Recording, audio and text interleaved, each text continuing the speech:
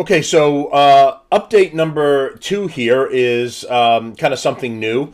Japan has a new female prime minister. Very interesting. Let's check that out. Now to this, Japan's parliament this morning elected the country's first female prime minister. 64-year-old conservative Sanae Takaichi is known as Japan's Iron Lady. Takaichi secured a majority in both the lower and upper houses of parliament, ending 3 months of political uncertainty. CBS News foreign correspondent Anna Corrin is following this for us and joins us from Hong Kong with more. Good morning, Anna. So tell us about Takaichi and how she's expected to lead now. Well, Takaichi, she has shattered the glass ceiling in Japan, Errol, after winning that parliamentary vote today in what had become a rather drawn-out process. Now, what got across the line was that her ruling Liberal Democratic Party formed a new coalition with Japan Innovation Party. As you say, she's 64 years old, a conservative nationalist. She's a protege of former Prime Minister Shinzo Abe, who, as you may remember, was assassinated in 2022. She is expected to lead Japan to the right. Now, she's already selected her cabinet and has appointed a woman to be her finance minister, another first for Japanese politics. What we are witnessing really is a major shift in the political landscape in what has always been a very male-dominated society. The Prime Minister, Errol, comes from humble beginnings, unlike many other political elite in Japan.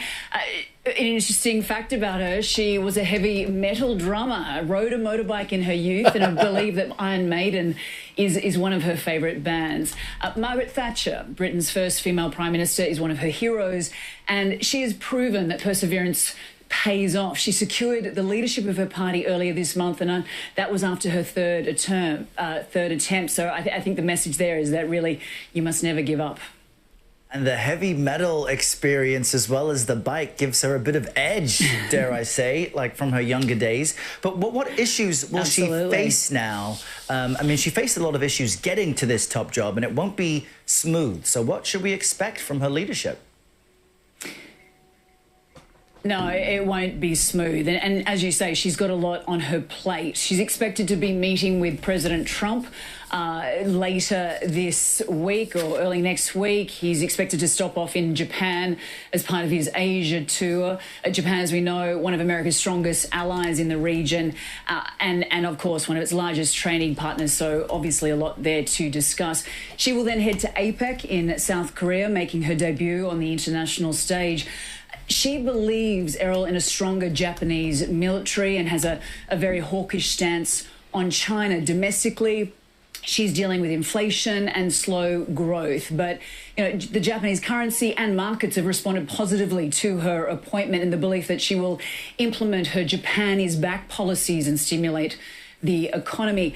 Now, interestingly, she has vowed to regulate immigration, which has become a real hot button issue in Japan. This is a country facing a fast aging population coupled with a very low birth rate. Now, previous governments have relaxed immigration policies to boost its workforce and obviously to grow, but that has also started to change the fabric of society and people are pushing back. So do expect to see tighter controls on immigration. Now, an interesting fact, Errol, is that the average tenure of a Japanese prime minister in the last 30 years is 16 months. So she's obviously hoping to beat that average. So we'll have to wait and see how she goes. It's a tough job. She seems up to it. Rock and roll. That's a tough job. Crikey, put another shrimp on the barbie. Okay, so here's some information about Sanae Takaichi. Takaichi? Yeah, I think so. Becomes Japan's first female prime minister. That's pretty cool. Lawmakers in Japan elected hardline conservative Sanae Takaichi as prime minister on Tuesday, making her the first woman in modern times to lead the key U.S. ally. Takaichi, 64, the new leader of the governing Liberal Democratic Party, was elected by lawmakers in the lower house of parliament via a vote of 237 to 149 over her closest rival, Yoshihiko Noda, leader of the liberal opposition Constitutional Democratic Party. She was also elected by upper house lawmakers in a second vote of 125-46 after failing one vote shy of majority in the first round. Though her election is a milestone in a country where women are severely underrepresented in government.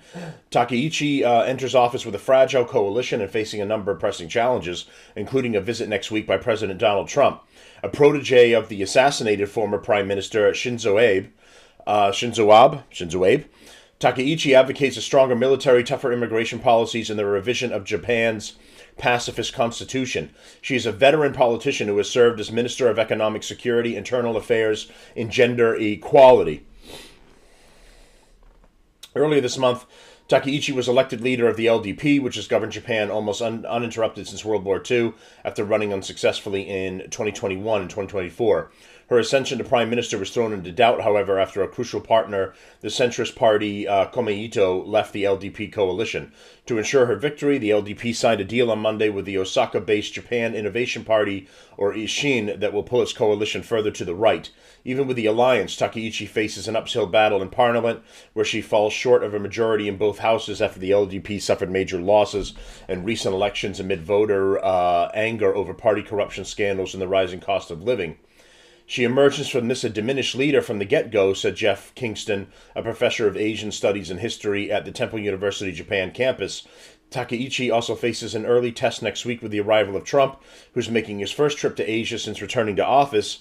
He's expected to visit Malaysia and Japan before continuing on to South Korea, which is hosting a major summit of Asia-Pacific economies. She doesn't have a whole lot of time to get ready for a slew of diplomatic activity, Kingston said, but I think job one is the Japanese economy. So let's see how it turns out. You know, Japan's an ally. We've got a strong conservative, female conservative in office now. This could pave the way for women to women in leadership roles throughout the world if this ends up being a good example in Japan. So I say, great job to her. I'm looking forward to seeing what she does.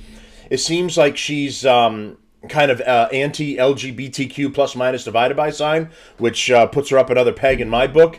So let's see what she does with Japan, and we'll look for news coming out of there and see how their economy goes, and if it gets better, and how they move up in the world stage and becoming an even larger financial economic force. All right, more updates coming soon.